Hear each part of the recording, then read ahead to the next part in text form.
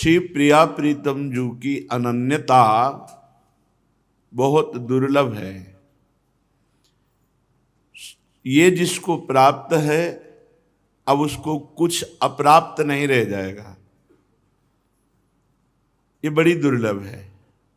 श्रीपाद प्रबोधानंद जी महाराज कह रहे हैं, जैसे सुस्वाद स्वादिष्ट फल देने वाले बहुत वृक्ष समुदाय के समुदाय नहीं होते, ऐसे प्रेमी प्रिया प्रीतम की अनन्यता से युक्त ये बहुत समुदाय नहीं होते। आंतरिक अनन्यता, बाहरी कट्टरवादिता नहीं, सरस अनन्यता। चिद चिद लक्षणम सर्वम राधा कृष्णमयम जगत, जिधर देखे अपना प्रीतम नजर आ रहा, बस। साधवोत्र बिरला श्रित वृंदारण्य सन्मदन मोहन कांता केचिदेव तरवो हि सुगंध स्वाद सुंदर फला खलु लोके। इस लोक में सुंदर स्वादिष्ट रस भरे फल देने वाले वृक्ष बहुत कम होते हैं। ऐसे ही साधवोत्र विरला, साधु बिरला ही कोई होता है। लिखने को तो चाहे जो आप अपने नाम के आगे लिखें, नाम के लिखने से या दूसरों के कहने से कोई साधु थोड़ी हो जाता है। गोस्वामी जी कह रहे हैं, साधु का मतलब उसकी रहनी है।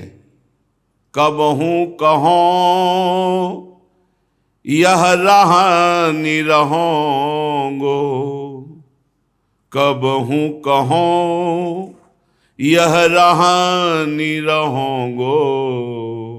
श्री रघुनाथ कृपालु कृपाते साधु स्वभाव गहोंगो, साधु स्वभाव गहोंगो। कबहूं कहों यह रहनी रहोंगो, जथा लाभ संतोष सदा काहू सो कछु न चाहोंगो, काहू सो कछु न चाहोंगो। परहित निरत निरंतर मन क्रम बचन ने मुनि बहोंगो। कबहूं कहों यह रहनी रहोंगो, कबहूं कहों यह रहनी रहोंगो। कभी रघुनाथ जी की कृपा से क्या मुझे साधुता की रहनी आएगी? अगर रहनी नहीं है तो कथनी से कोई साधु थोड़ी हो जाता है। जिसकी कथनी करनी रहनी एक जैसी वही साधु।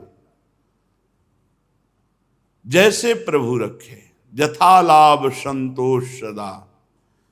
पहली पहचान साधुता की रहने की, काहू सु कछु न चाहोंगो। किसी से कोई चाह नहीं, किसी से, भगवान से भी नहीं। रघुनाथ जी की कृपा कोर से साधुता की रहनी मिल जाए, क्या? बोले प्रभु के प्रसाद से हमारे अंदर ऐसी बुद्धि संतोष धन को प्राप्त हो जाए कि कुछ भी चाह ना रहे, किसी से भी कोई चाह नहीं। प्रभु से नहीं चाह, प्रभु की चाह। प्रभु से नहीं चाह, प्रभु की चाह। जथा लाभ संतोष सदा। जैसी परिस्थिति में रख रहे हम संतुष्ट हैं। काहू सो कछु न चाहोंगो। किसी से कोई चाह नहीं। मन से, वचन से, कर्म से निरंतर परोपकार, निरंतर दूसरे के लिए भजन साधन करके दूसरों का मंगल, ये साधुता की रहनी। परहित निरत निरंतर मन क्रम वचन नेम निभाऊंगो। पर उसका अहंकार ना हो, परोपकार करने का गर्व ना हो, बदले में हम धन्यवाद भी सुनना ना चाहें, प्रणाम नमस्कार बड़ाई तो दूर की बात रही, हम धन्यवाद भी सुनना ना चाहें, तब शुद्ध साधुता की रहनी का परोपकार माना जाता है। और स्वयं में परुख बचन अति दुसह श्रवण सुनी, तेहि पावक न दहोंगो। चाहे जितना कोई निंदा करे, गाली हमें दे, अपमान करे, पर कभी हम हृदय से जलन नहीं प्रकट करेंगे। हे रघुनाथ जी, हम पर ऐसी कृपा करो कि जो संतों की रहनी वो हमारे में आ जाए। श्रीपाद कह रहे साधवोत्र विरलाहा, साधु तो कोई बिरला होता है। बिन विवेक वैराग्य भक्ति बिनु सत्य न एको मानो, भगवत विमुख कपट चतुराई सो पाखंड नहीं जानो। साधवो विरला, जैसे रसीले फल कहीं कहीं होते हैं, ऐसे बिरले ही कोई संत होते हैं। संत ऐसा नहीं कि नहीं हैं, पर बिरले ही होते हैं। जो संत हैं उनसे पूछा गया, वो कभी अपने को संत नहीं कहे। जब बोले तो बोले अधम असमय अधम सखा सुन, क्वा हम तुच्छा परम अधमा प्राण हो गर्ह कर्मा। ये बोल रहे अपने को अधम, ये देहाभिमान, ये बहुत बुद्धिमत्ता सावधान न रहे तो नरकगामी बनाती है। पाखंड और दंभ का बोलबाला हो जाता है, भगवत मार्ग छूट जाता है। संतुष्ट हो गया इसमें, लक्ष्य को भूल गया, परमार्थ को भूल गया, प्रपंच में फंस गया, कंचन कामिनी कीर्ति की खाई में गिर गया। कोई बिरला ऐसा होता है जिससे पार होता है। साधोत्र विरला श्रित वृंदारण्य सन्मदन मोहन कांताहा। अपने स्वामी श्री प्रिया प्रीतम का कोई अनन्य साधु बिरला ही होता है। आश्रित वृंदारण्य में विराजमान श्री प्रिया प्रीतम का स्वामी भाव से, प्रीतम भाव से, प्रीतम माने जिससे बढ़कर कोई और प्यारा ना हो, कोई बिरला ही साधु होता है जो ऐसा आश्रय लेता है। अनन्य ध्रुमी कथमप्य निर्वृते हृदय न किंचिन निवृत्तिम तनोति, हरिरमृत रुचाप्य स्वेदि वृंदावन उपगुप्त तनो मनाक प्रियायाम। श्रीपाद कहते हैं ध्रुमी कथमप्य निर्वृते हृदय, जिसका मन असंतुष्ट होता है वो कहीं भी चला जाए उसे सुख नहीं मिलेगा।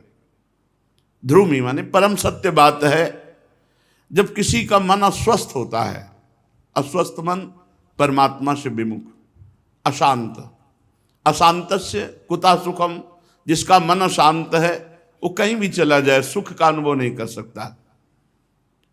कोई भी वस्तु उसे सुखद नहीं लगती, कोई भी बात उसे सुखद नहीं लगती, कोई भी स्थान उसे सुखद नहीं लगता। इसलिए सबसे बड़ी आवश्यकता है मन को स्वस्थ रखना।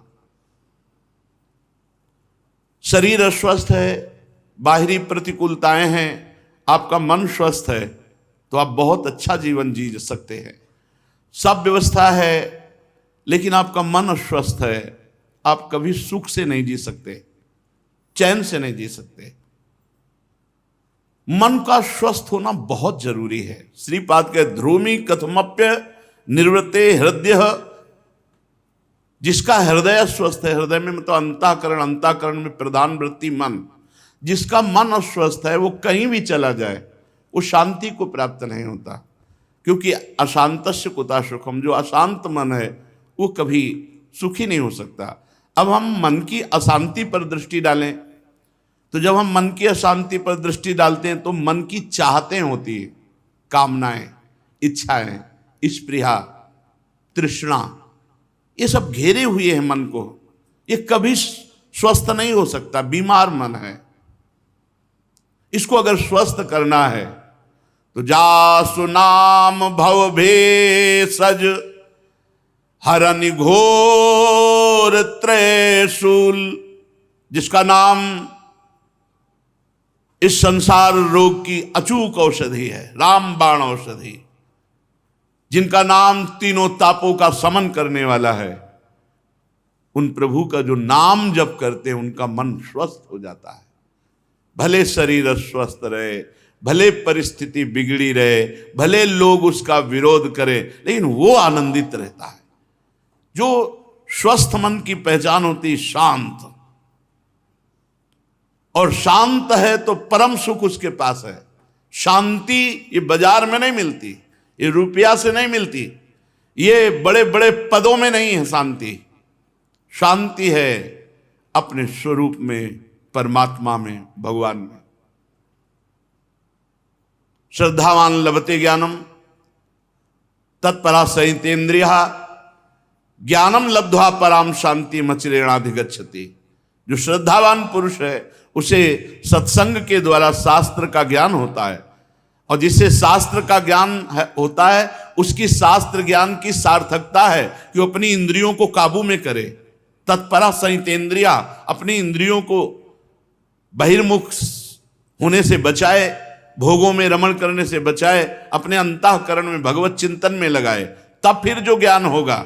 2 बार ज्ञान शब्द का प्रयोग है।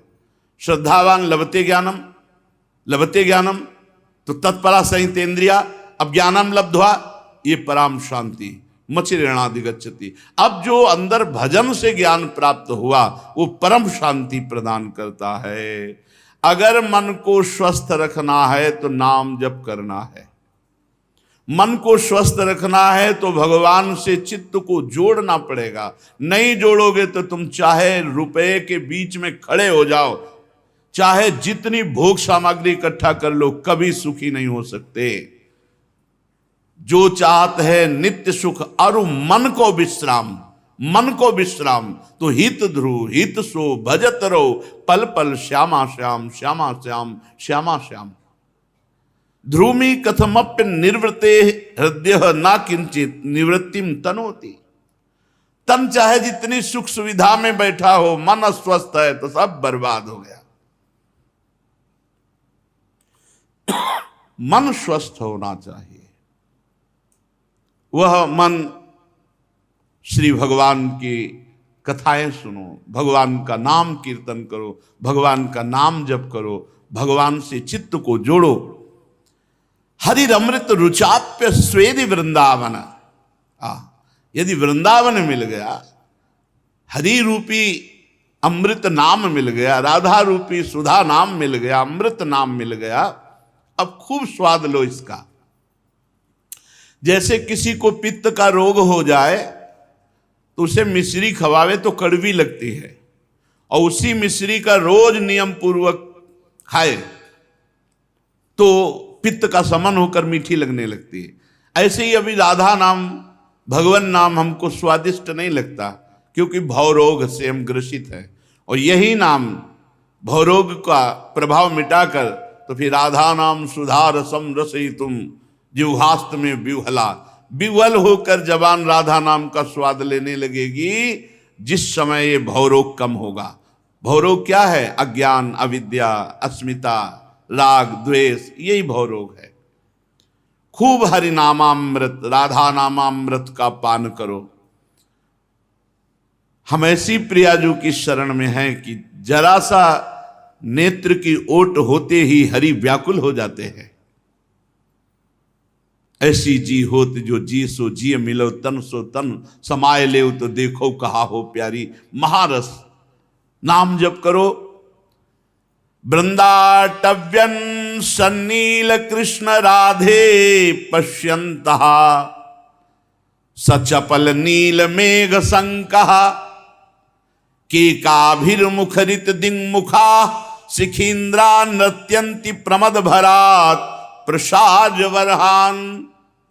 जब वृंदावन में गलबहियां दे करके नील मेघ की कांति वाले श्री लालजू और अनंत बिजलियों की कांति वाली प्यारी जू वृंदावन की बीथियों में विहरण करते हैं। वृंदाटव्यटन सन्नील कृष्ण राधे तो पश्यन्तः शिखी कुल केकाभिर्मुखरति। जब मयूरों के झुंड देखते हैं तो उनको ऐसा लगता है नवीन मेघ पे बिजली चमक रही, तो कुहकते हैं। और शिखिंदा नृत्यंती, झुंड के झुंड मोर नाचते हैं, कुहकने लगते हैं। प्रिया प्रीतम जब गलबहियां दिए आ रहे हैं उनको लगता है जैसे नील मेघ पे बिजली, मेघ कांति श्याम ऐसे वृंदावन में छाई हुई, और बीच में बीच में अनंत बिजलियों की कांति वाली गलबैयां दी हुई लाडली जू। मोर को भ्रम हो जाता है मानो नील मेघ में बिजली विराजमान हो, तो कुहकते हैं और नृत्य करते हैं।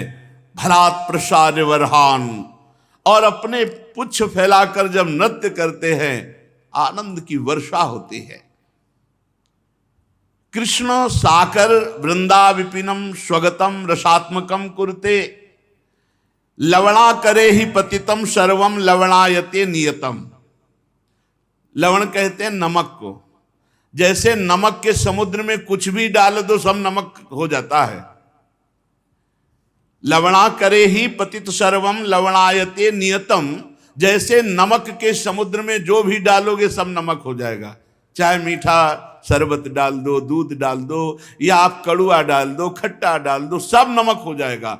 ऐसे ही कृष्ण रसाकर वृंदा विपिनम स्वगतम रसात्मकम कुरते, ये श्रृंगार रस महामाधुर्य रस से युक्त वृंदावन है। यहां जो भी वास करेगा वो भगवत स्वरूप हो जाएगा, प्रिया प्रीतम की सेवा का पात्र बन जाएगा। जैसे नमक के समुद्र में कुछ भी डालो सब नमक हो जाता है, ऐसे ही वृंदावन प्रेम समुद्र, यहाँ जो भी वास कर रहे हैं जड़ चैतन्य सब सच्चिदानंद स्वरूप को प्राप्त होंगे धाम की कृपा से। सुविमल सुमधुर हरिरस पूर्ण नववपुर विधिर वृणुते। यहां ब्रह्मा जी ने तपस्या की कि मुझे ब्रह्मा का शरीर नहीं, गोकुल में वृंदावन में कोई लता बना दो, कोई कीड़ा बना दो, लेकिन उनको सौभाग्य नहीं मिला। श्री वृंदावन भूई वंद्या सदगुण वृंदा ही ये केपी।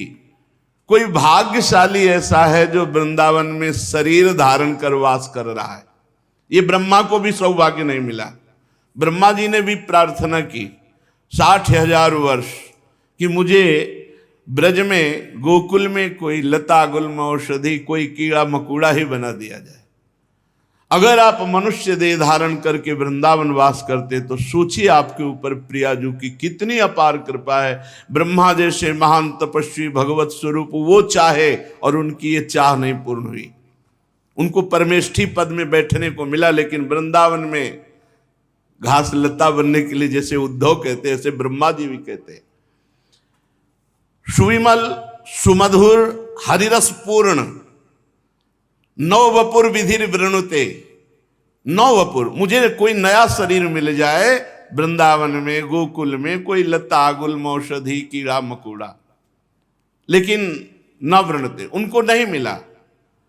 तो वो उनके भाग्य की सराहना क्या करे जो वृंदावन में शरीर धारण करके वास मिला। ये तो केवल प्रियाजू की कृपा, ये हमारी तपस्या साधना का फल नहीं। तपस्या साधना का फल तो ब्रह्मा जी को परमेष्ठी पद से युक्त कर दिया, लेकिन यहां का सौभाग्य नहीं मिला। श्री वृंदावन भूई वंद्या सदगुण वृंदा ये केपी। कोई बिरला भाग्यशाली जो शरीर धारण करके वृंदावन वास कर रहा है, वंद्या, मैं उसे नमस्कार करता हूं। श्रीपाद प्रबोधानंद जी कह रहे मैं उसे नमस्कार करता हूं जो ब्रह्मा को भी नहीं मिला, वो जिसको मिला क्या, वृंदावन वास, ब्रजधाम वास, ब्रजरज का सेवन।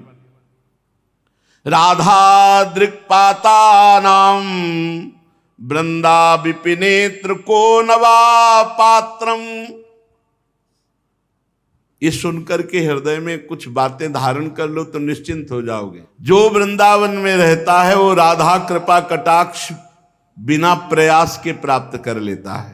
राधा दृक्पाता नाम वृंदा विपिनेत्र को नवा पात्रम स्वात्यंबु ही सुक्तिगतम मुक्ता स्यादेव कंठारहा।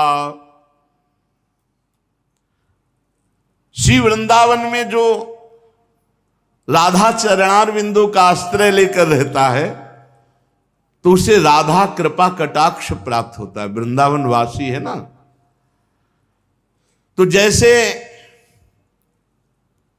वर्षा स्वाति की बूंद की होती है तो अलग अलग उसका प्रभाव पड़ता है। पपीहा का जीवन होता है स्वाति का बूंद, सीपी में पड़ता है तो मोती बन जाता है, वही स्वाति का बूंद। सर्प के मुख में पड़ता है तो जहर बन जाता है, वही स्वाति का बूंद, और केले में पड़ता है तो वही कपूर बन जाता है। स्वाति का बूंद वही गिरता है, पात्र भेद से वो अलग अलग, एक में जहर बन गया, एक में कपूर बन गया, एक में मोती बन गया, और पपीहा का जीवन बन गया। ऐसे ही वृंदावनवास, कृपा आपके ऊपर हुई और आप परमार्थ विमुख आचरण कर रहे हो, मनमानी पापाचरण, तो जहर बन गई कृपा। क्यों? क्योंकि वृंदावन में किया हुआ पाप कितना बड़ा फलीभूत होगा, हजारों गुना बढ़कर दंड देने वाला।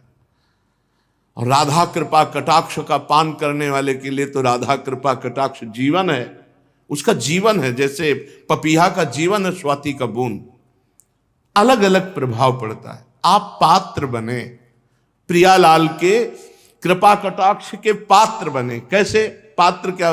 राधा राधा राधा राधा, जैसे हैं हम प्रियाजू के हैं। हमने कई बार प्रार्थना की, भोजन को सीमित सीमा में लाओ, नींद को एक नियत सीमा में लाओ। साधना इसी बात की हो रही। आजकल कोई नहीं समझ रहा साधना का मतलब, कोई बिरले समझ रहा है। वही शरीर श्रृंगार, वही सब खान पान, वही सब सोना जागना, यही सी विलासिता। अमूल्य जीवन एक एक श्वास भगवदानंद में व्यतीत करने के लिए प्रभु ने दिया, और हम उसे ऐसे खिलवाड़ में नष्ट। वर्तमान में जो आनंद का अनुभव लेना है तो कृपा पात्र बनो। नहीं, स्वाति का बूंद वही सांप के मुंह में जहर बनता है, केले में कपूर बनता है, सीपी में मोती बनता है, और स्वाति का बूंद जब चातक के मुंह में जाता है, पपीहा के, तो जीवन बन जाता है। हमारा जीवन है ललिता ललित बजावत बीना, गुण गावत सोई जीवन जीजे। चलते हैं, श्रीमद् भागवत महापुराण प्रसंग चल रहा है। जब हिरणाक्ष और हिरण्यकश्यप दिति ने देखा इन दोनों को, देवराज इंद्र ने भगवान से मिलकर मरवा दिया, तब उन्होंने विचार किया, मैं एक ऐसे पुत्र को जन्मूंगी जो देवराज इंद्र का वध करे। पिता दोनों के एक ही हैं, कश्यप भगवान। कश्यप और अदिति से देवताओं का प्रादुर्भाव हुआ, कश्यप और दिति से दैत्यों का प्रादुर्भाव हुआ।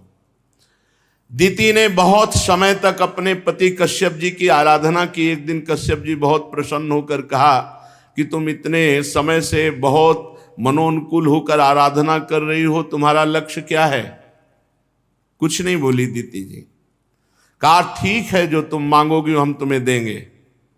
जब इतना कह दिया तो पहले कभी असत्य भाषण नहीं होते थे, सत्य वचन पर प्राण दे देना, पर लेकिन वचन के पीछे नहीं हटना। तब दिति ने कहा, भगवान मैं आपसे ऐसा पुत्र चाहती हूं जो देवराज इंद्र का वध कर दे। तो उनका, अरे मैं भगवान की मोहिनी माया में फंस गया और त्रिभुवनपति अपने पुत्र का वध करने का वरदान दूं अपनी ही पत्नी को। विचार किया कि अब इसको ऐसे नियम में बांध दिया जाए जिससे त्रुटि हो जाए।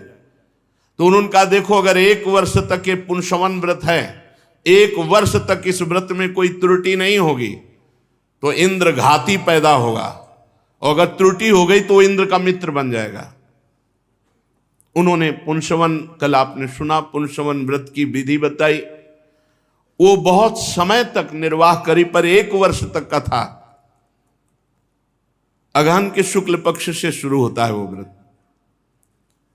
अब एक दिन वो इतना श्रमित और कमजोर हो गई थी कि जूठे मुंह बिना पैर धोए अपवित्र दशा में सो गई। और देवराज इंद्र इसी बात की बाट जो होता था, वो सेवक बनकर गुप्त, कल आप चर्चा सुनी, तो अंदर जाकर के उस गर्भ के 7 टुकड़े किए, तो 7 जीवित हो गए और रोने लगे कि भाई मुझे क्यों मार रहे हो? तो एक एक के फिर 7 किए वज्र से, तो 7 7 49, फिर 49 हो गए हो। तो उनका, भाई मार क्यों रहे हो? तो बोले माता ने आपको प्रकट किया है हमारे मारने के लिए, इसीलिए। बोले नहीं, हम आपके मित्र हैं, क्योंकि माता ने त्रुटि कर दी। पिता ने कहा था अगर त्रुटि कर देगा तो इंद्रघाती नहीं आपका मित्र होगा। तो दिति के उन 49 पुत्रों को देवता पदवी मिली और वो मरुत कहे गए। मरुदगण महान बलशाली, ये वायु स्वरूप है। जिस समय हनुमान जी महाराज लंका में आग लगा रहे थे उस समय 49 प्रकट हुए थे। हरि प्रेरित तेहि अवसर चले मरुत 49, अट्टहास करि गर्जा कपि बड़ लाग आकाश। और कल ये भी बताया गया था कि इस पुंसवन व्रत का अनुष्ठान जिसके पुत्र ना होता हो, पत्नी न प्राप्त होती हो, धन संपत्ति जो चाहेगा प्राप्त हो जाएगा। इस पुंसवन व्रत का जो अनुष्ठान करेगा, सौभाग्य, संपत्ति, पत्नी, संतान, यश, गृह और अकाल मृत्यु का नाश, चिरायु, जो चाहे वो प्राप्त हो सकता है। ये 1 वर्ष का व्रत होता है। इस व्रत का अनुष्ठान करने वाली अगर कन्या चाहे तो शुभ लक्षण महान पति प्राप्त कर सकती है और पुत्र भी प्राप्त कर सकती है।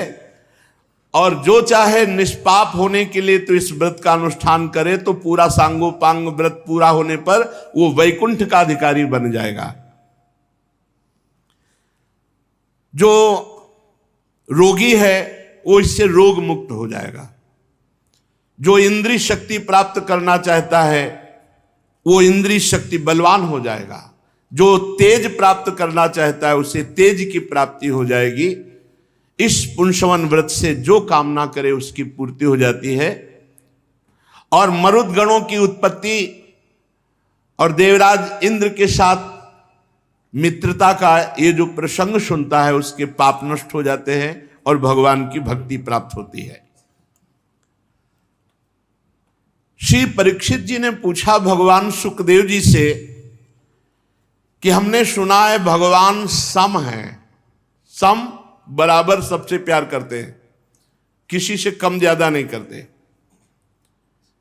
भगवान का कोई अप्रिय नहीं है और ना कोई प्रिय है, सम है भगवान। समः प्रियः सुहृद ब्रह्मन् भूतानां भगवान स्वयं इंद्रस्यार्थे कथम दैत्या नवधि दुष्मो यथा। जब भगवान का स्वभाव सम है, ना उनका कोई प्रिय है ना अप्रिय है, तो देवताओं का पक्ष क्यों लेते हैं, दैत्यों को मारते क्यों हैं, ऐसा क्यों करते हैं? इससे तो ये दिखाई देता है कि भगवान पक्षपात करते हैं। तो कल्याण स्वरूप भगवान का देवताओं से कुछ लेना देना नहीं, दैत्यों से कोई विरोध नहीं, तो देवताओं का पक्ष लेकर दैत्यों को मारते क्यों हैं भगवान? परीक्षित जी ने श्री सुखदेव जी से प्रश्न किया कि देवताओं से मित्रता और दैत्यों से वैर, ऐसा तो भगवान में कोई कमी है नहीं कि देवताओं का कुछ लेना देना हो तो उनसे मित्रता और दैत्यों से, और भगवान सम है, ना उनका कोई प्रिय ना कोई अप्रिय। तो हे महात्मन, ये बड़ा भारी संदेह है हमें भगवान के प्रति, वो ऐसा क्यों करते हैं? श्री सुखदेव जी ने कहा महाराज, भगवान के अद्भुत चरित्र हैं। तुमने बड़ा सुंदर प्रश्न किया। भगवान के अद्भुत चरित्र में से एक ऐसे प्रसंग का प्रादुर्भाव होता है तुम्हारे प्रश्न से, जिसमें महामना प्रहलाद जी का पावन चरित्र प्रकट होता है।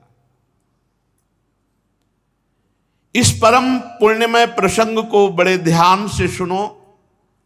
नारद आदि बड़े बड़े महात्मा जन इसका गान करते हैं और हमारे पिता भगवान श्री कृष्ण द्वैपायन व्यास देव जी ने इस पावन चरित्र का गान किया है, उन्हीं से मैंने सुना है। भगवान त्रिगुणातीत हैं, सतोगुण रजोगुण तमोगुण के अधीन जीव होता है, भगवान नहीं। इसलिए भगवान को निर्गुण कहा गया। भगवान कभी जन्म नहीं लेते हैं, प्रकट होते हैं, इसलिए भगवान को अजन्मा कहा गया। और भगवान इन नेत्रों से दिखाई नहीं देते हैं सब जगह, इसीलिए उनको अव्यक्त कहा गया। प्रकृति से परे हैं, इसीलिए परमात्मा कहा गया।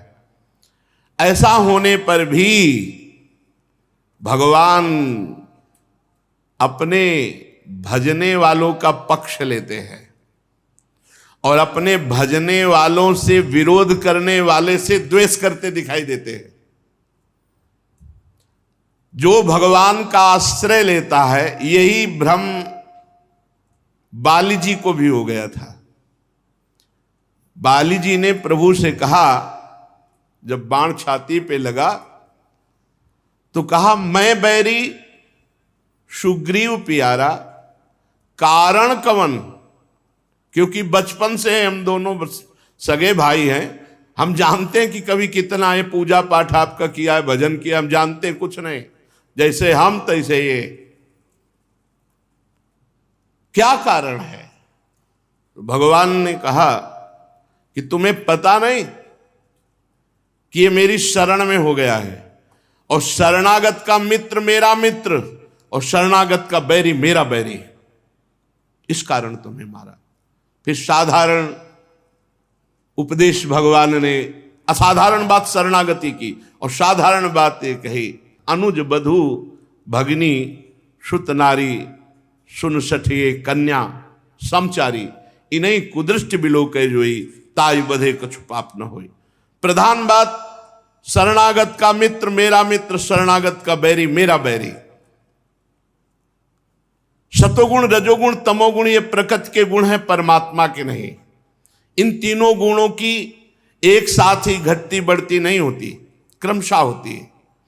जिस समय भगवान सतोगुण की वृद्धि करना चाहते हैं, उस समय देवता ऋषियों का पक्ष लेते हैं, और जब रजोगुण की वृद्धि करना चाहते हैं तब दैत्यों का पक्ष लेते हैं, और जब तमोगुण की वृद्धि करना चाहते हैं तो यक्ष राक्षसों को अपना बल देते हैं। ये तीनों लीलाएं उन्हीं की हैं, और ये भूतल में भी देखने को मिलती हैं। जिस समय दैत्य स्वभाव वालों की वृद्धि होती है तो कोई जोड़ नहीं होता उनके सामने, पूरे हाहाकार मचा देते हैं। भगवान के सिद्धांत, भगवान के मंदिर, भगवान के भक्त सबको विध्वंस करते हैं, क्योंकि उस समय राक्षसी भाव को भगवान ने अपनी शक्ति दे दी। तीन भाव हैं, सतोगुण रजोगुण तमोगुण। जिस समय जिस गुण की वृद्धि करना चाहते, तो अब तर्क करने वालों के लिए क्यों म्यों की तो जगह है नहीं यहां।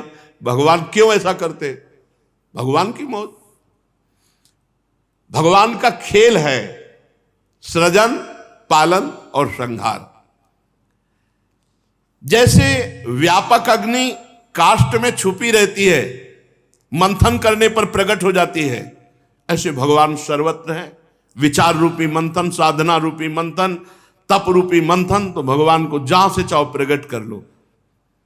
विचारशील पुरुष हृदय में मंथन करके समस्त माया जनित वस्तुओं का बाध करके अंतर्यामी रूप से भगवान को प्राप्त कर लेता है।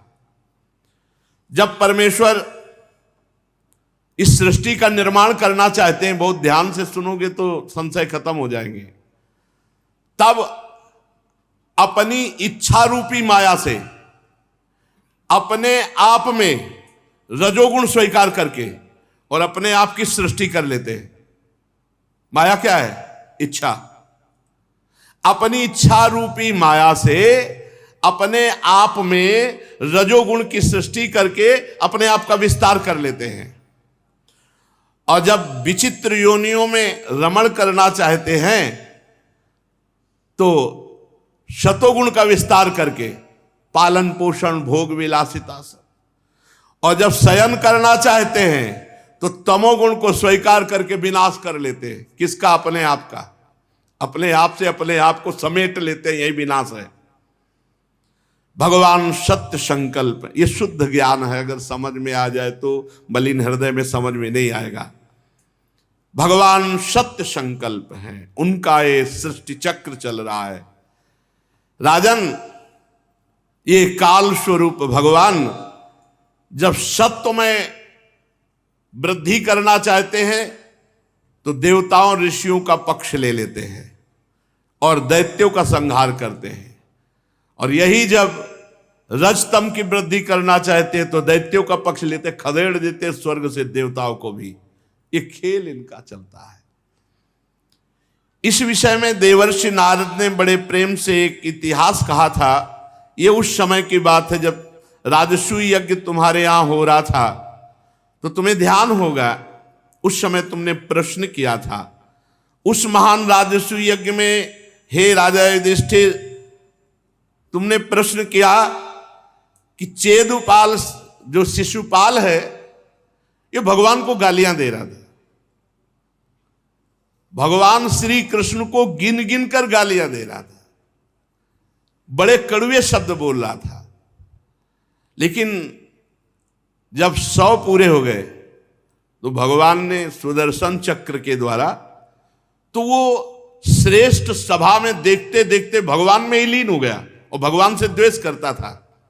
तब युधिष्ठिर जी ने पूछा कि बड़ी विचित्र बात है, ये भगवान को गाली देने वाला भगवान में कैसे समा गया?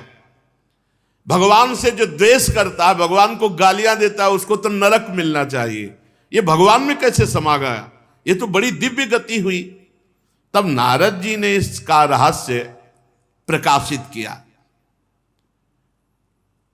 ये दमघोष का लड़का पापात्मा शिशुपाल जो भगवान को गाली दे रहा है,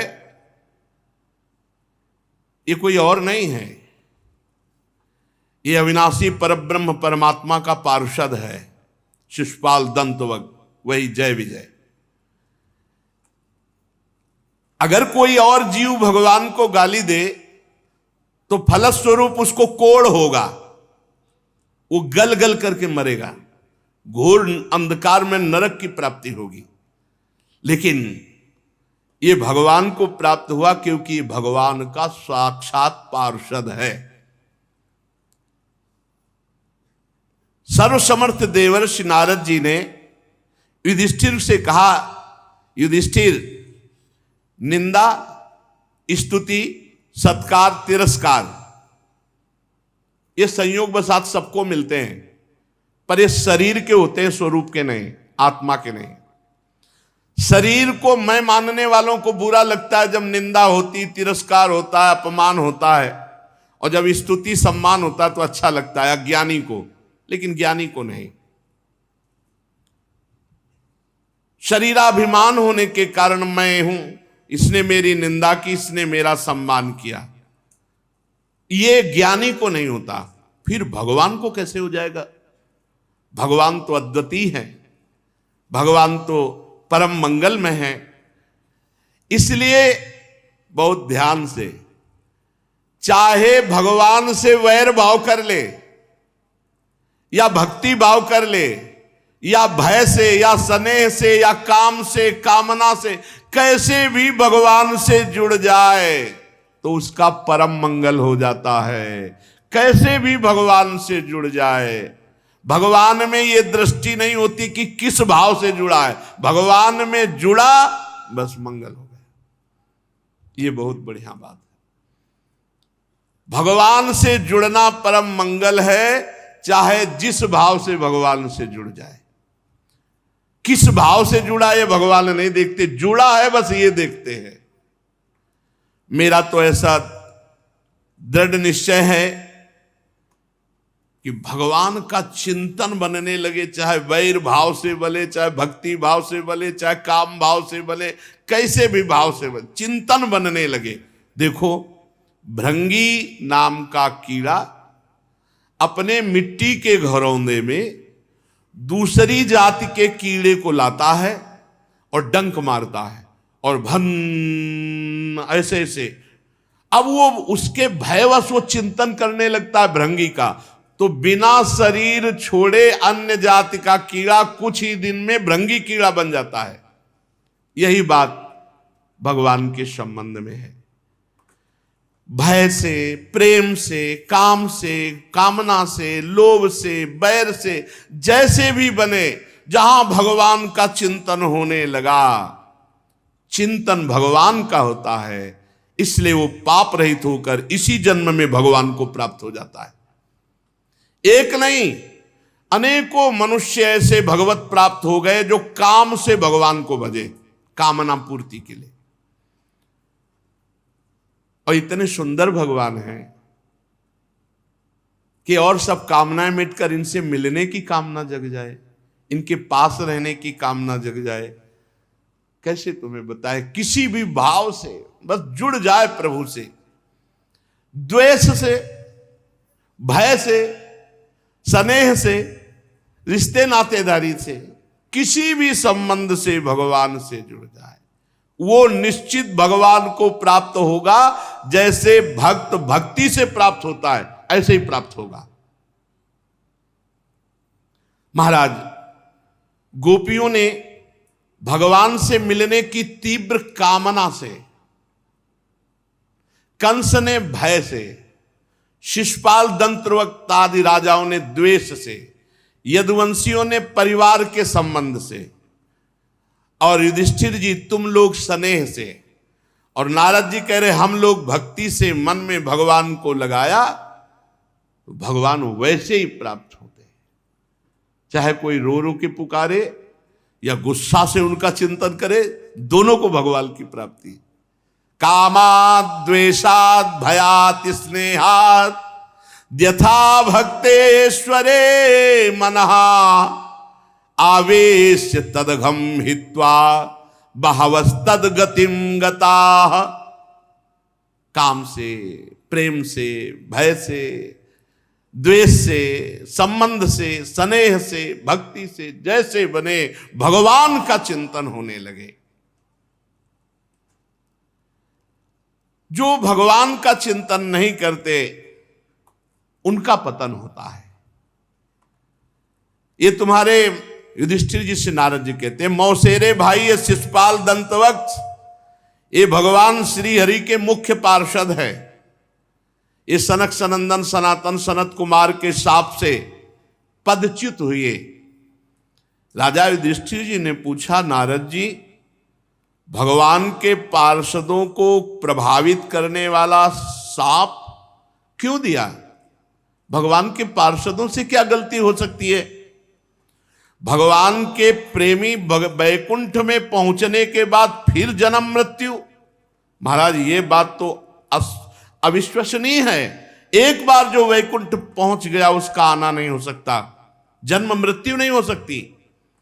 वैकुंठ में रहने वाले सब भगवत स्वरूप है। फिर प्राकृत मनुष्य शरीर का संबंध, ये तो बहुत आश्चर्य की बात है। नारद जी ने कहा भक्त अपराधी ऐसा होता है, वैकुंठ से भी गिरा दिया, सनक सनंदन सनातन सनत कुमार का अपराध। अपने लोग मृत्यु लोक में रहकर गर्व करें और भक्त का अपमान कर दें, भक्ति की निंदा कर दें, भक्त अपराध, वैष्णव अपराध। वैकुंठ से गिरा दिया 3 जन्म के लिए। नारद जी ने कहा एक दिन ब्रह्मा के मानस पुत्र शनकादि ऋषि तीनों लोकों में स्वच्छंद विचरण करते हुए वैकुंठ जा पहुंचे भगवान के दर्शन के लिए। सनक सनंदन सनातन सनत कुमार, वैसे तो ये सबसे पुराने पुरिखा हैं, ये सबके सृष्टि में प्रथम सर्ग सनक सनातन, ये जो सनत कुमार सनंदन, ये प्रथम सर्ग है सबके पुरिखा पर रहते हैं 5 वर्ष की आयु के, और वस्त्र नहीं पहनते, दिगंबर रहते, नंग धड़ंग। अब जेव ही वैकुंठ के द्वार पे गए 5 वर्ष के बालक, सोई बेत लगा दिया जय विजय ने। अब भगवान की इच्छा, ब्रह्मबोध संपन्न महापुरुष के हृदय में क्रोध कहां से आ सकता है? पर लीला बिहारी जब लीला करना चाहते हैं तो कर्तुम अकर्तुम अन्यथा कर्तुम है। द्वैत बुद्धि रहित ब्रह्मबोध संपन्न महापुरुष को क्रोध आ गया। द्वैत के बिना क्रोध नहीं आ सकता। जब तक द्वैत है तभी क्रोध आता है। तो ब्रह्मबोध संपन्न महापुरुष के हृदय में भी द्वैत प्रकट कर दिया, ये भगवान की लीला। क्रोधित हो गए और द्वारपालों से जय विजय से कहा, असपन कुपिता एवं युवाम वासम न चारह था, रजस्तमोभ्याम रहिते पादमूले मधुद्विषा पापिष्ठा मासुरीम योनिम बालिशो यातमाश्वतः। भगवान श्री हरि के चरण तो त्रिगुणातीत हैं और तुम उन्हीं के समीप रहते हो। ये रजोगुण तमोगुण जैसी चेष्टा क्यों की? तुमने बेत क्यों लगा दिया? भाई वैकुंठ में कोई और जा ही नहीं सकता भगवान की इच्छा के बिना। और फिर वैसे ही ना कोई झूला है ना कोई बेग है, कुछ नहीं, नंग धड़ंग हरिशरणम हरिशरण। तो शंका किस बात की हो गई? क्यों बेत लगा दिया? भगवान की इच्छा के बिना यहां कोई आ नहीं सकता।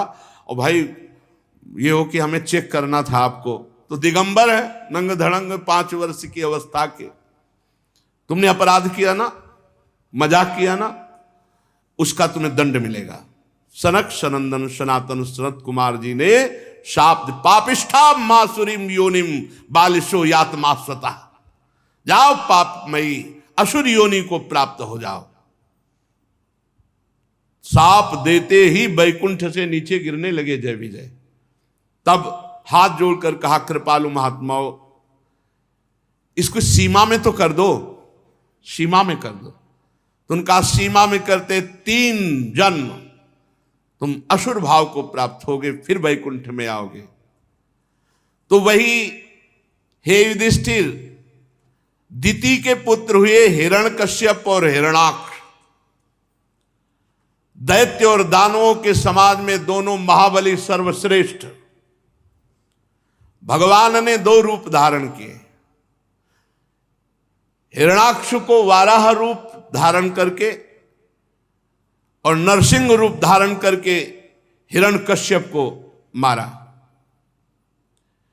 हिरण्यकश्यप ने अपने पुत्र प्रहलाद को भगवत प्रेमी जब देखा कि ये भगवत प्रेमी है तो मार डालने का उपाय किया, बहुत सी यातनाएं की, परंतु प्रहलाद सर्वात्मा भगवान श्री हरि के परम पावन चरणों में समर्पित समदर्शी महापुरुष, अटल शांति उनके हृदय में थी। भगवान की कृपा प्रभाव से प्रहलाद जी सुरक्षित थे, इसीलिए तरह तरह की चेष्टा करने पर हिरण्यकश्यप उनको मार डालने में असमर्थ रहा। युधिष्ठिर वही दूसरे जन्म में विश्रवा मुनि के केशनी के गर्भ से रावण और कुंभकर्ण के रूप में पैदा हुए। ये महान बलशाली और महान उत्पात करने वाले दोनों भाई भगवान साप से छुड़ाने के लिए राम जी के रूप में प्रकट हुए और रावण कुंभकर्ण का वध किया राम जी ने। युधिष्ठिर, तुम मार्कंडेय मुनि के मुख से भगवान श्री राम का पावन चरित्र आगे सुनोगे। वही दोनों जय विजय इस तीसरे जन्म में शिशुपाल और दंत्रवक्त के रूप में हुए। इसमें भगवान श्री कृष्णचंद्र जी के रूप में अवतरित हुए और उनका उद्धार किया। 3 जन्म में भोग करके साप को वो पुनः जय विजय के रूप में मुख्य पार्षद के रूप में विराजमान हुए। युधिष्ठिर जी ने पूछा कि अपने पुत्र से इतना द्रोह हिरण्यकश्यप क्यों करने लगा? अरे माना कि हरि का भक्त था, लेकिन लाडला 5 वर्ष का बालक, उससे इतना बड़ा महात्मा प्रहलाद जी को मारने का। नारद जी ने कहा कि जब भगवान ने वाराह रूप धारण करके हिरणाक्ष को मार डाला तब भाई से बड़ा प्रेम था हिरण्यकश्यप को। बहुत रोष से जल भुन गया, शोक संतप्त हो उठा, क्रोध से कांपता हुआ अपने दांतों से बार बार ओंठ चबाने लगा। महाभयंकर बलशाली हिरण्यकश्यप ने त्रिशूल उठाया, द्विमूर्धा त्र्यक्ष संबर सतवाव हयग्रीव नमोचि पाक इलवल विप्रचिति पुलोमा शकुन, इन बड़े बड़े दानों दैत्यपतियों को कहा, तुम्हें ज्ञात होना चाहिए कि मेरा शत्रु वो देवताओं का पक्षधारी पता नहीं कब कौन सा रूप धारण करके आक्रमण कर दे। 12 रूप धारण करके मेरे भाई को मार डाला। ये मायावी, ये अपने स्वभाव से गिर गया है। हिरण्यकश्यप ने कहा इसका स्वभाव सम है पर स्वभाव से गिर गया, ये दैत्यों का विरोधी हो गया है। इसका स्वभाव बच्चों जैसा है, जो चाहे रिझा ले इसको। हिरण्यकश्यप गुस्सा में बोल रहा है। ये बोलने की ताकत किसी में नहीं, ये भगवान के पार्षद हैं जय विजय, वही असुर भाव को प्राप्त हुए, भगवान के समान बलशाली। कह रहा हो जब गला काटेंगे और खून निकलेगा तो उस खून से हिरणाक्ष का तर्पण करेंगे, तब उसकी तृप्ति होगी। सुनो, इसकी जड़ें पहले काट दी जाएं। हरि की जड़ें कौन है? ये जितने नाम जपने वाले भगत हैं, गौएं हैं, ब्रह्म ऋषि हैं, ये सब हरि की जड़ें हैं। हिरण्यकश्यप ने आदेश कर दिया मारो। वैसे प्रायः राक्षसी बुद्धि बढ़ती जा रही, प्रायः राक्षसी बुद्धि। अब लोग ऐसा खान पान गंदा करने लगे, बुद्धि भ्रष्ट हो गई है कि कैसे बताए। हिरण्यकश्यप ने आदेश कर दिया सनातन धर्म की जड़ों को काट डालो। यही सनातन धर्म की जड़ है। देवता, ऋषि, ब्रह्म ऋषि, गाय, वर्णाश्रम धर्म। हिरण्यकश्यप की आज्ञा स्वीकार करके द्विमूर्धा त्रयक्ष संबर शतबाहु हयग्रीव नमुच पाकिलवल विप्रवृत्ति पुलोमा शकुन, ये सब बड़े बड़े राक्षस उजाड़ करने लगे। दैत्य तो स्वभाव से ही ऐसे होते हैं, गांव के गांव आग लगा दिए, निरीह प्रजा को काट काट के फेंकने लगे। देवता लोग स्वर्ग छोड़कर भाग गए। हिरण्यकश्यप जब त्रिशूल उठा के आक्रमण किया, कोई नहीं, पूरा लोक का लोक खाली। हिरण्यकश्यप अपने भाई की अंत्येष्टि क्रिया की, हिरणाक्ष की, और अपने परिवार को एकत्रित करके उपदेश दे रहा है। उपदेश बढ़िया है, उपदेश बढ़िया। हिरण्यकश्यप ने कहा मेरी प्यारी मां, और भाई की पत्नी से कहा बहू और पुत्रो, तुम हिरणाक्ष की मां हो, हिरणाक्ष की बहू हो, हिरणाक्ष के पुत्र हो, शोक नहीं करना चाहिए। वो वीर गति को प्राप्त हुआ है युद्ध में, और शत्रु बहुत बड़ा हरि, खेद की बात नहीं। और देखो ये बात तो आप समझ लो कि जैसे प्याऊ पर बहुत से लोग इकट्ठा होते हैं और थोड़ी देर मिले और पानी पिया सब अलग अलग हो जाते हैं, ऐसे ही संसार में मिलना जुलना है। बड़ा ज्ञानी महात्मा है, ज्ञान की बात करता है। पर उपदेश कुशल बहु तेरे, बड़े उपदेश देने वाले। हिरण्यकश्यप भी उपदेश दे रहा है।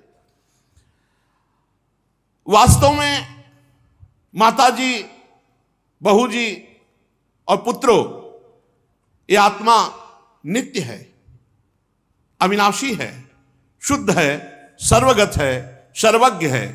ये देह इंद्रिय अंतःकरण से पृथक है आत्मा। अरे इतना जोर का ज्ञान, ब्रह्मबोध, भगवान का पार्षद है ना। अपनी अविद्या का प्रभाव देखो कि अपने स्थूल सूक्ष्म शरीर को अपना मान करके आत्मा भ्रमित हो गया।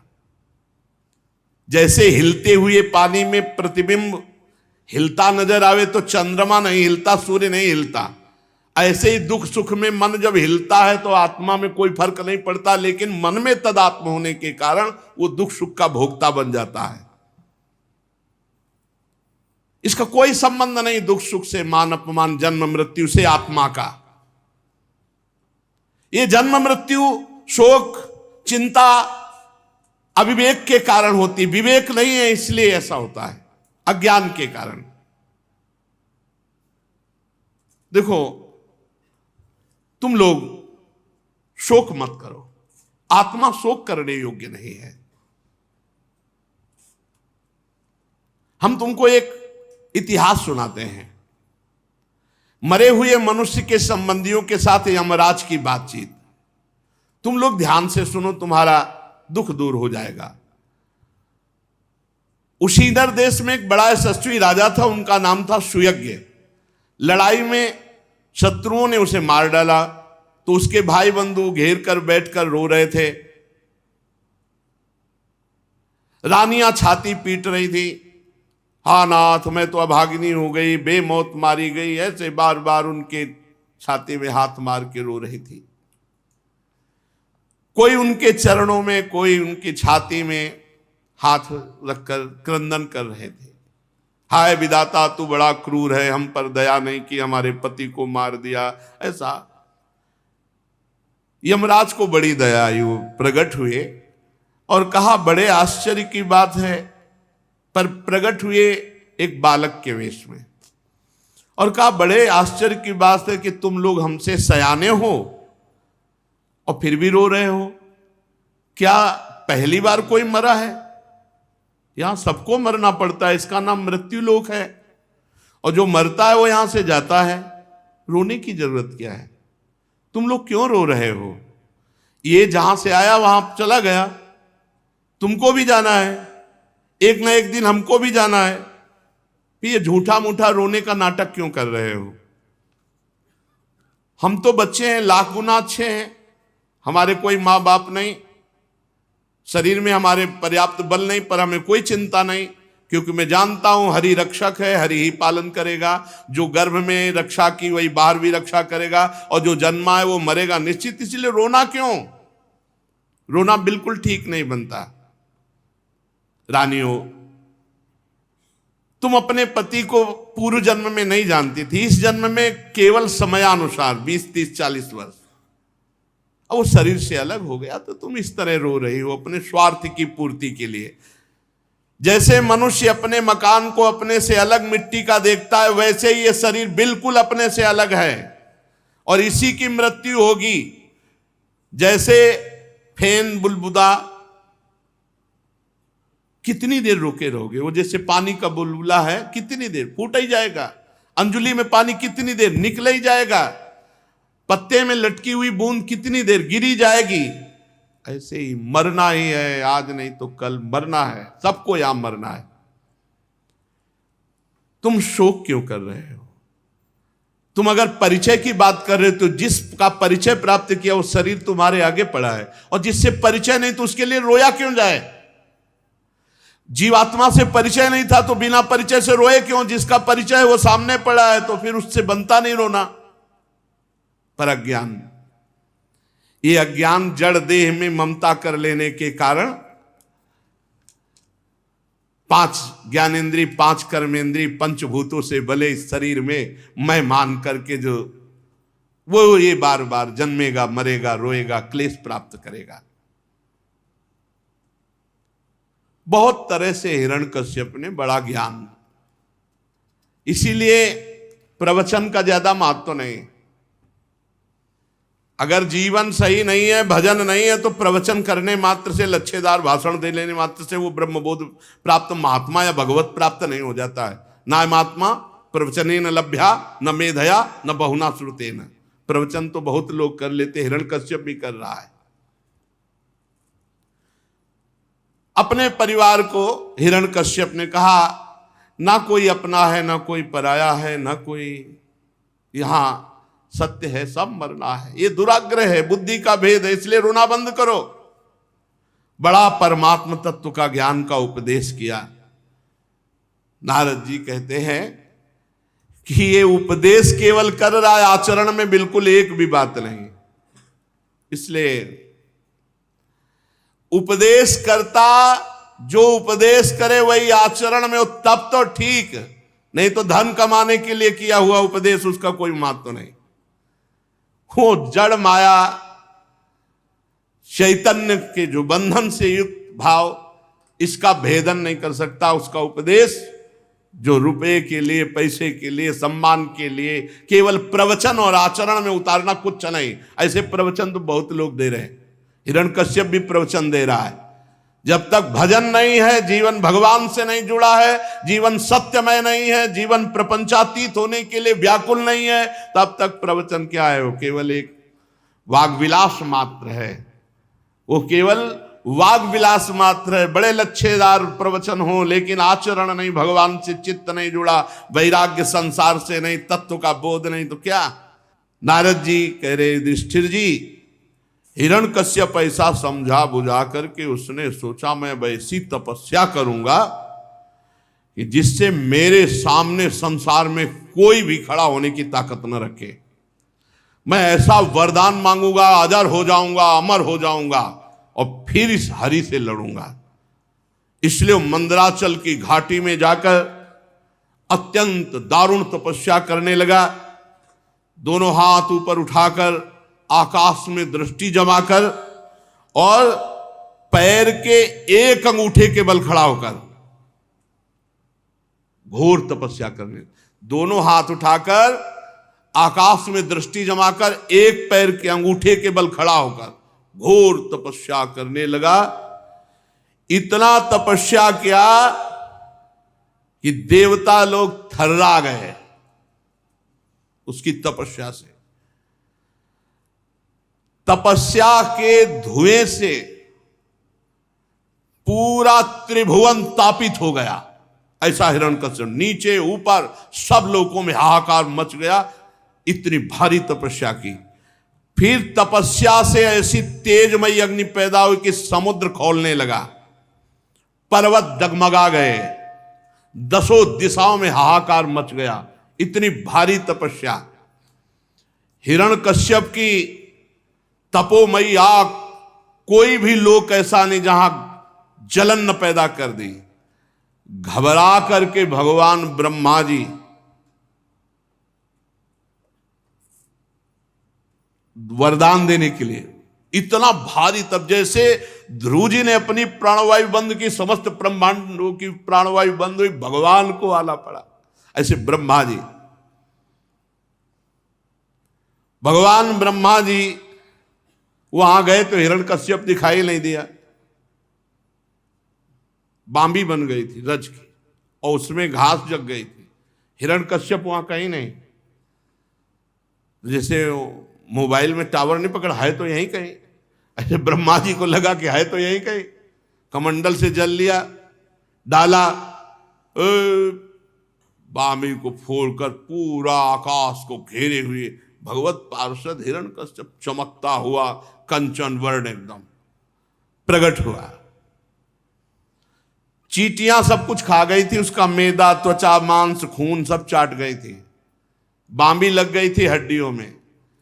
ब्रह्मा जी ने जे ही अपना तपो में जल छिड़का, कहा बेटा हिरण्यकश्यप उठो उठो, कश्यप नंदन तुम्हारी तपस्या सिद्ध हुई, वरदान मांगो।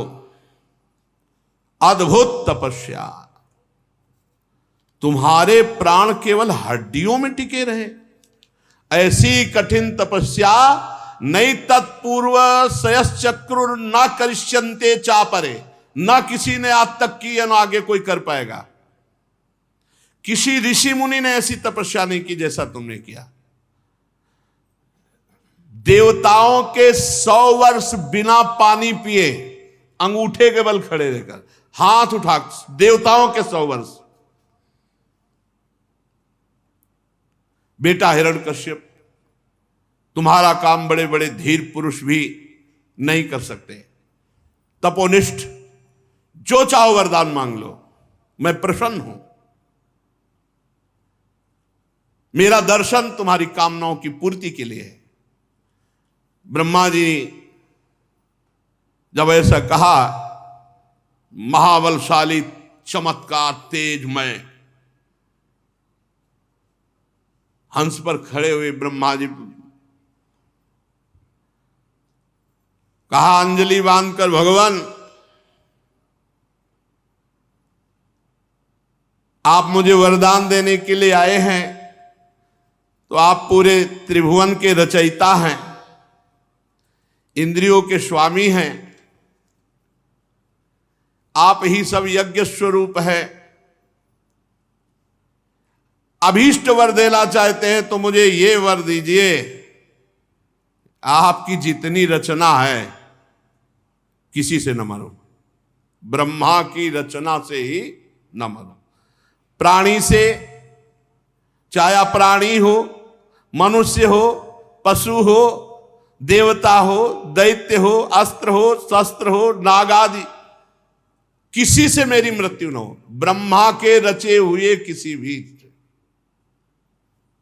फिर और घर के बाहर ना हो, घर के भीतर ना हो, दिन में ना हो, रात्र में ना हो, आपके बनाए हुए किसी भी प्राणी के अतिरिक्त किसी जीव से ना हो, अस्त्र से ना हो, शस्त्र से ना हो, पृथ्वी में ना हो, आकाश में ना हो। ऐसा वरदान मांग रहे, मतलब मृत्यु नहीं हो सकती, ब्रह्मा के बनाए हुए किसी प्राणी, पदार्थ, वस्तु, व्यक्ति, स्थान से नहीं हो सकती, घर के बाहर नहीं हो सकती, घर के भीतर नहीं हो सकती, आकाश में नहीं हो सकती, पृथ्वी में नहीं हो सकती, दिन में नहीं हो सकती, रात्रि में नहीं हो सकती, जीव से नहीं हो सकती, निर्जीव से नहीं हो सकती। मैं समस्त प्राणियों का एक छत्र सम्राट बन जाऊं त्रिभुवन का, इंद्रादि लोकपाल सब मेरे से भयभीत हो, ऐसा वरदान दीजिए। कोई भी तपस्वी योगी का शाप वरदान हमारे ऊपर लागू ना हो, ये सब मुझे दीजिए। भगवान ब्रह्मा जी कहा कि बेटा, यद्यपि तुमने बहुत दुर्लभ वर मांगे हैं, पर मैं विवश हूं, तुम्हें वरदान देता हूं। जैसा जैसा तुमने मांगा, ताते में दुर्लभा पुंसाम यान वृणी से वरान मम तथापि वितराम्यंग वरान यद्यपि दुर्लभान। जाओ, दिया तुम्हें दुर्लभ वर। ब्रह्मा के बनाए हुए, किसी रचे हुए पूरे संसार से तुम्हारी मृत्यु नहीं होगी। ना जीव से, ना निर्जीव से, ना बाहर, ना भीतर, ना ऊपर, ना नीचे, ना दिन में, ना रात में, पूरे वरदान प्राप्त कर लिए। अब तो जो वरदान प्राप्त होने के बाद हिरण्यकश्यप का तेज बढ़ा और फिर भगवान की याद की कि हमारे भाई को मारने वाला हरि। आप त्रिशूल उठाया और भगवान को मारने के लिए भागा। कहाँ मिलेंगे भगवान? शेष चर्चा आगे खोज ले, इसको खोज ले, कितना खोजेगा। अब